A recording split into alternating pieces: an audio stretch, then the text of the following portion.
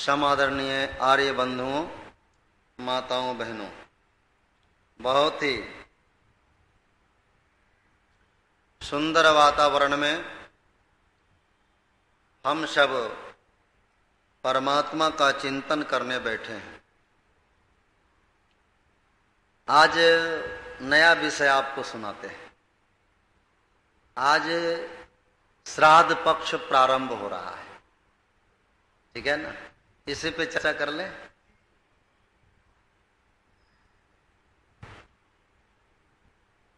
इस श्राद्ध पक्ष में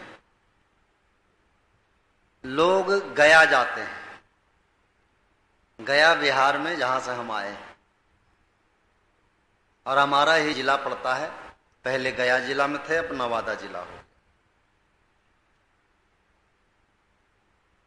लोग गया जाकर के पिंड दान करते हैं। जो परिवार में जो व्यक्ति का निधन हो जाता है, उनके लिए वहां पिंड दान की व्यवस्था है। क्या करते हैं क्या नहीं करते, वो उनका विषय है। पर महर्षि दयानंद जी महाराज ने इस पर बहुत ही सुंदर विश्लेषण किया है।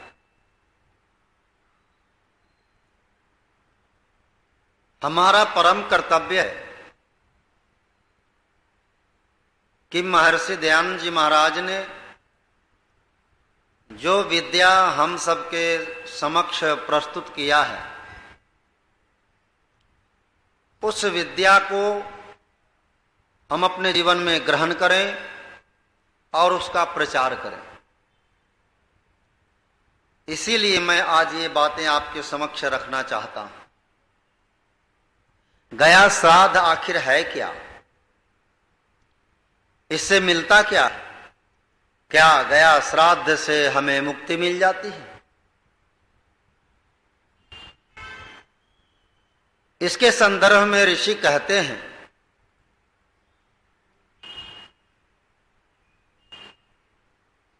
कि परमेश्वर जो प्राणों का प्राण है, परमेश्वर जो प्राणों का प्राण है और जिसका प्रतिपादन गायत्री मंत्र करता है, इसीलिए उस प्राण का नाम भी गया है और गायत्री का नाम भी गया है। ये विज्ञान की भाषा है। अब परमेश्वर प्राणों का प्राण है, ये कौन सिद्ध कर रहा है? इसका प्रतिपादन कौन कर रहा है? गायत्री महामंत्र। जब गायत्री मंत्र को आप पढ़ेंगे तब आपको ज्ञात हो जाएगा कि कैसे प्राण का प्रतिपादन गायत्री मंत्र कर रहा है। हम मंत्र को पढ़ते हैं और सबसे पहला जो पक्ष है, ओम भूर्भुवः स्वः।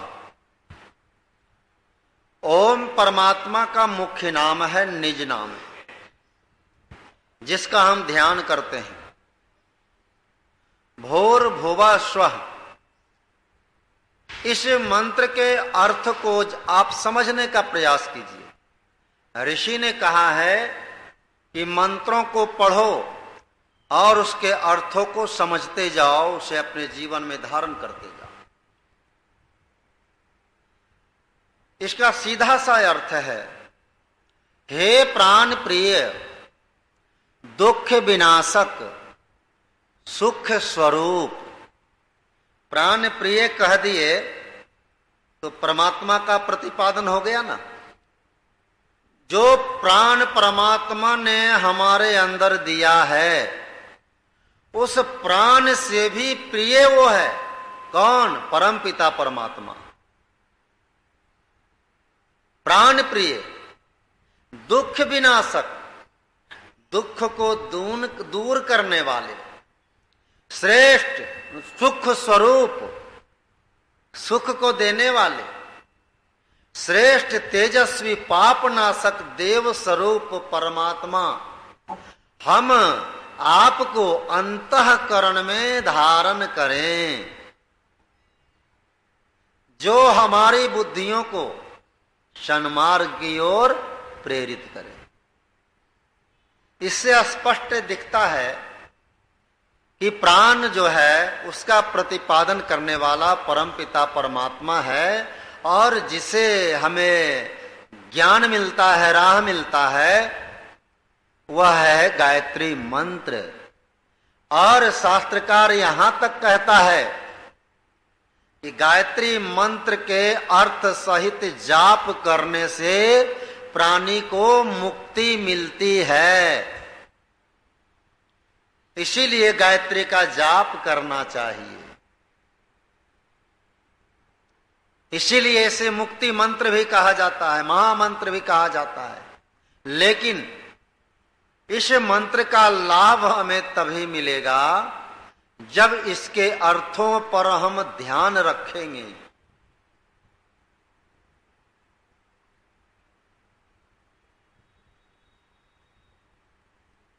हम सबका परम कर्तव्य है गायत्री मंत्र के सही अर्थों को जनता के बीच में ले जाना,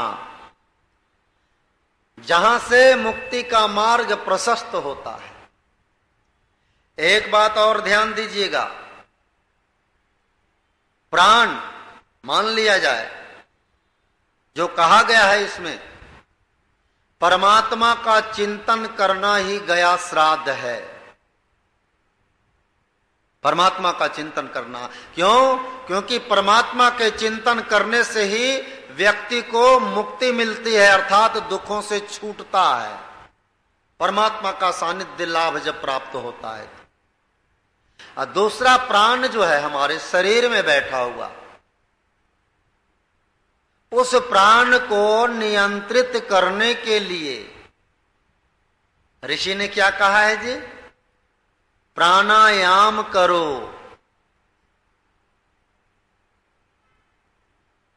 जो शरीर के अंदर प्राण है उसको नियंत्रण में रखना प्राणायाम का काम है। स्वामी दयानंद जी महाराज ने अपने अमर ग्रंथ सत्यार्थ प्रकाश में स्पष्ट शब्दों में संकेत दिया है कि जो प्रतिदिन प्राणायाम करता जाता है, जैसे जैसे प्राणायाम करता है वैसे वैसे उनके धातुओं के मल नष्ट होते चले जाते हैं। समझ रहे हैं ना? अर्थात धातु पवित्र हो जाता है, और जिसका धातु पवित्र हो जाता है उसके जीवन में सौम्यता का संचार हो जाता है, उसका चेहरा देदीप्यमान जैसा चमकता है। प्राणायाम करने से इतना बड़ा लाभ मिलता है, और ऋषि कहते हैं कि व्यक्ति प्रतिदिन जब संध्या करने बैठे तो प्राणायाम करे। प्रतिदिन जो धातुओं के मल है वो नष्ट होता चला जाए और व्यक्ति के अंदर पवित्रता समाहित हो जाए। और जब पवित्रता रहेगी तो हमें दुखों से छुटकारा मिल जाएगा। कितनी बड़ी बात है! ये सारे गायत्री मंत्र के अंतर्गत आते हैं। इसीलिए शास्त्रकार कहता है कि गायत्री का जप करना ही सच्चा गया श्राद्ध है। इससे इतर कुछ भी नहीं हो सकता, क्योंकि हमें इससे मुक्ति मिलती है, दुखों से छुटकारा मिलता है। दूसरी बात, थोड़ा सा आगे बढ़ते हैं। निघंटु के अनुसार ऋषि दयानंद कहते हैं, निघंटु में ये वर्णन आया है, घर, संतान और प्रजा, इससे व्यक्ति को श्रद्धा रखनी चाहिए। ये भी दुखों से तारने के कारण बनते हैं। ध्यान दीजिएगा, हमारे जीवन में घर की महती आवश्यकता होती है। संसार में कोई भी ऐसा व्यक्ति, मनुष्य नहीं मिलेगा जो कहेगा कि मुझे घर नहीं चाहिए। आजकल तो सन्यासी भी घर खोजने लगे, है ना जी। घर चाहिए, क्यों? क्योंकि घर रहेगा तो हमें सुख मिलेगा। अपने घर में सबको सुख मिलता है। इसलिए शास्त्रकार कहता है कि अपने घर से श्रद्धा रखनी चाहिए। घर को पवित्र बना के रखो। जीवन को पवित्र बनाना चाहते हो तो सबसे पहले जहां रहते हो उसे शुद्ध और पवित्र करो। उस घर के प्रति आपकी श्रद्धा होनी चाहिए। बहुत से घर जाएंगे, इतनी गंदगी मिलेगी तो आप बैठ करके वहां पानी नहीं पी सकते, इतनी गंदगी मिलेगी। ऋषि कहते हैं घर से श्रद्धा रखो, अर्थात घर को शुद्ध और पवित्र रखो।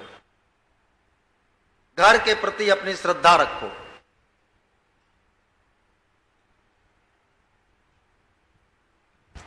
दूसरी बात है संतान। हम संतान के प्रति भी अपनी श्रद्धा रखें। अगर संतान के प्रति श्रद्धा नहीं रहेगा तो संतान कभी भी संस्कारवान नहीं बन सकता है। संतान के प्रति श्रद्धा होनी ही चाहिए, क्योंकि आपकी वो संतति है, आपके वंश वृद्धि करने में वो सहायक होता है, समाज के निर्माण में वो अग्रिम भूमिका निभाता है। इसलिए संतान के प्रति भी हमारी श्रद्धा होनी चाहिए। घर हो जाए, संतान हो जाए और प्रजा नहीं रहे तो उस जीवन का क्या मूल्य है? एक समाज में रहने वाला व्यक्ति को जंगल में छोड़ दीजिए, रह पाएगा क्या? कभी नहीं रह पाएगा। उस प्रजा के साथ भी हमारा संबंध होना चाहिए, हमारा समन्वय होना चाहिए।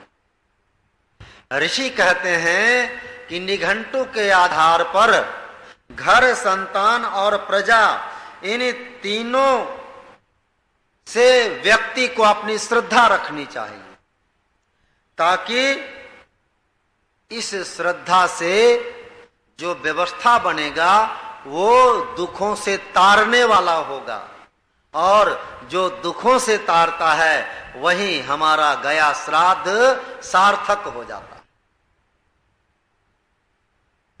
जीवों को मुक्ति दिलाने के लिए ही तो गया जाते हैं लोग, मुक्ति दिलाने के लिए गया जाते हैं, ताकि दोबारा वो दिखे नहीं। दान करते हैं, बहुत सारी प्रक्रियाएं वहां करते हैं। आप जब गया स्टेशन उतरोगे तो वहां पंडे आपको घेर लेंगे, वो पहचान जाता है कि पिंडदान करने आया है, और आपको इतना बहलाएगा, फुसलाएगा, और आप तो जाते ही इसी काम के लिए। वो जहां जो कहेगा, जहां कहेगा जाने आप चले जाइएगा। जब आपके जाल में उनके जाल में फंसेंगे तो सारा भैया इतना दान करो, इतना ये करो, इतना वो करो, ये सारी व्यवस्थाएं अपनी लागू। इसलिए जो ऋषिवर दयानंद जी महाराज ने गया श्राद्ध के बारे में जो विधान दिया है, इस विधान को समझने की आवश्यकता है। तीसरी बात क्या है? माता पिता, आचार्य, अतिथि की सेवा करने से हमारे जीवन के दुख दूर होते हैं। यह भी श्राद्ध का विषय है। हमें अपने माता पिता, आचार्य और अतिथि की सेवा निरंतर करनी चाहिए। ये गया श्राद्ध की श्रेणी में आता है। मां जो जन्म देती है उनके प्रति हमारी श्रद्धा होनी चाहिए। पिता जो पालन करते हैं उनके प्रति हमारी श्रद्धा होनी चाहिए। और आचार्य जिनके ज्ञान से हमारे जीवन के अंधकार दूर होते हैं। हेलो जी, आधा घंटे में बात कीजिए, हम तो यहाँ कुबेर में करा रहे हैं। आ जाइए, आज समाज समाज में आ जाइए, आर्य समाज में। हाँ,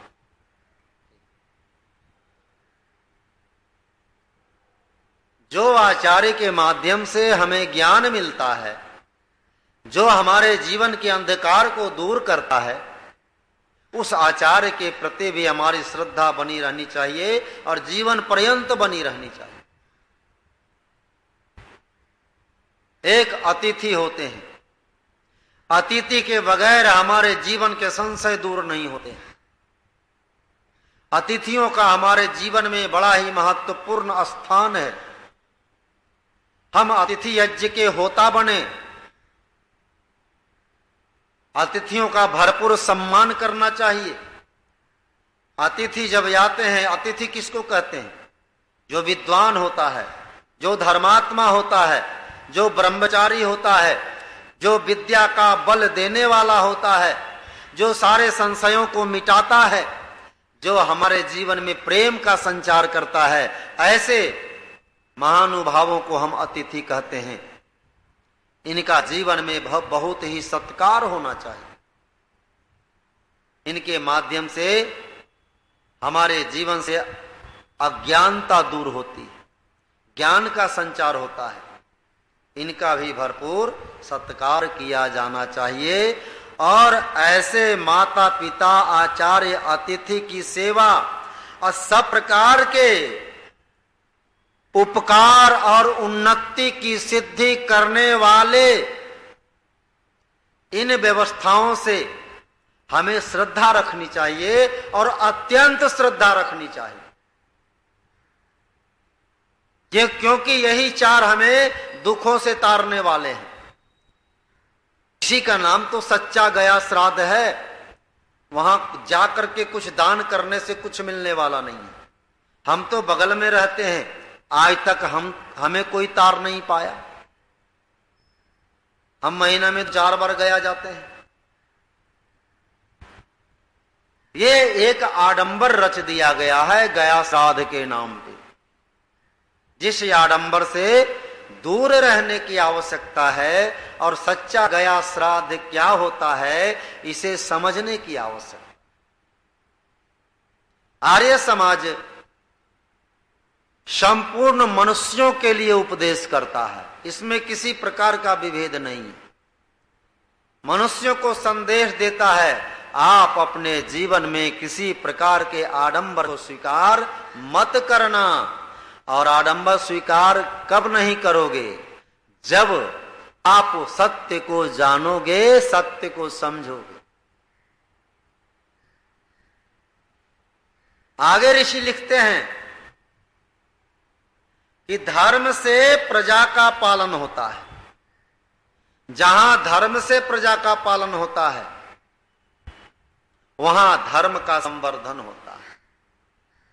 व्यक्ति को निरंतर धर्म का पालन करना चाहिए। महर्षि दयानंद जी महाराज ने लिखा है, धर्म किसे कहते हैं? इस संदर्भ में ऋषि कहते हैं, सीधे सीधे परमात्मा की आज्ञा का पालन करना ही धर्म है। परमात्मा की आज्ञा का, बाद में बात करो, परमात्मा की आज्ञा का पालन करना ही धर्म है।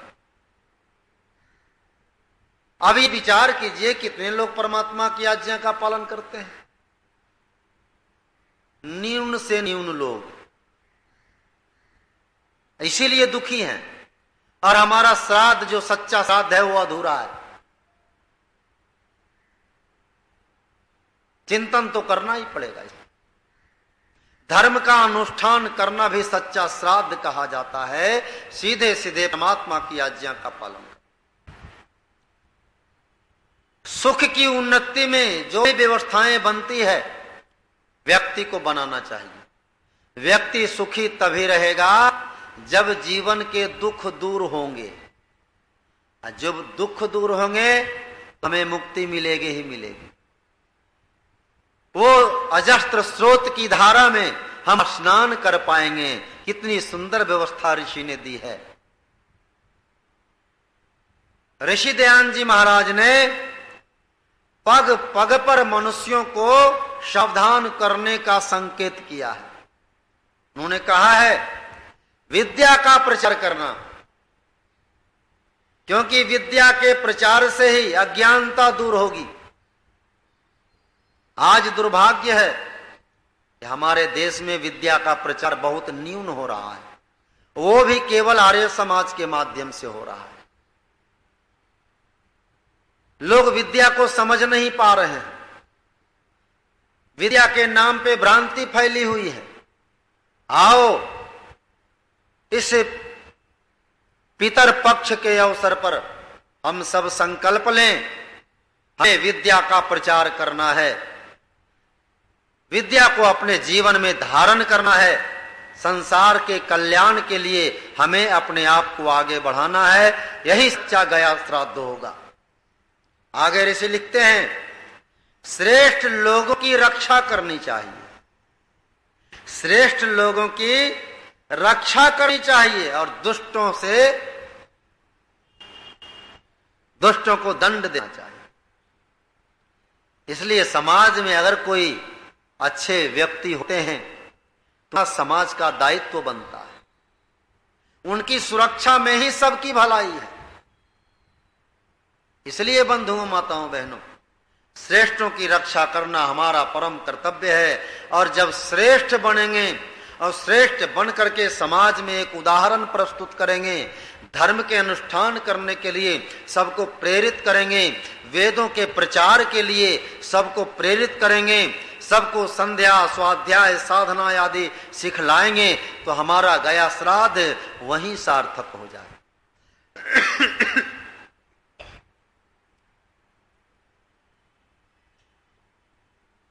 इसलिए संसार की उन्नति में व्यक्ति को अपने जीवन को लगाना चाहिए। ये जितने भी कर्म हैं ये अलग अलग अथवा एक साथ सभी गया श्राद्ध ही समझे जाते हैं। और इन सारे कर्मों के करने से ही गया श्राद्ध पूर्ण होगा, अन्यथा कभी पूर्ण नहीं होगा। गया नाम के स्थान जाकर के वहां चाहे कुछ भी दान कर आवे, कुछ भी कर आए, गया श्राद्ध पूर्ण नहीं होगा। गया श्राद्ध तो आप अपने जीवन से अपने घर में कर सकते, अपने समाज में कर सकते हैं, अपने इस नगर में कर सकते हैं, लोगों को प्रेरणा दे सकते हैं कैसे हमारा गया श्राद्ध सफल होगा। इसलिए बंधुओं, माताओं, बहनों, आइए हम सब इस पर विचार करें। और महर्षि दयानंद जी महाराज ने जो गया श्राद्ध की परिपाटी दी है, व्यवस्था दी है, इस व्यवस्था को हम सब मिल करके समझने का प्रयास करें और इसे अपने जीवन में स्वीकार करें। उपदेश ग्रहण करना सीखो, उपदेश ग्रहण करना सीखो। इसी भावना के साथ आज का यह मंतव्य यहीं विराम की ओर ले जाता हूं। शांति पाठ। ओम द्यो शांति अंतरिक्षं शांति पृथिवी शांतिरापः शांतिरोषधयः शान्तिः वनस्पतयः शान्तिर्विश्वे देवा शान्तिर्ब्रह्म शान्तिः सर्वगं शान्ति शान्तिरेव शान्ति सामा शान्तिरेधि। ओम शांति शांति शांति। जो बोले सो अभय। व्याकरण सूर्य गुरुवर विरजानंद की, जगत गुरु महर्षि दयानंद की, भगवान राम की, योगेश्वर कृष्ण की, गौ माता की, भारत माता की। वैदिक ध्वनि।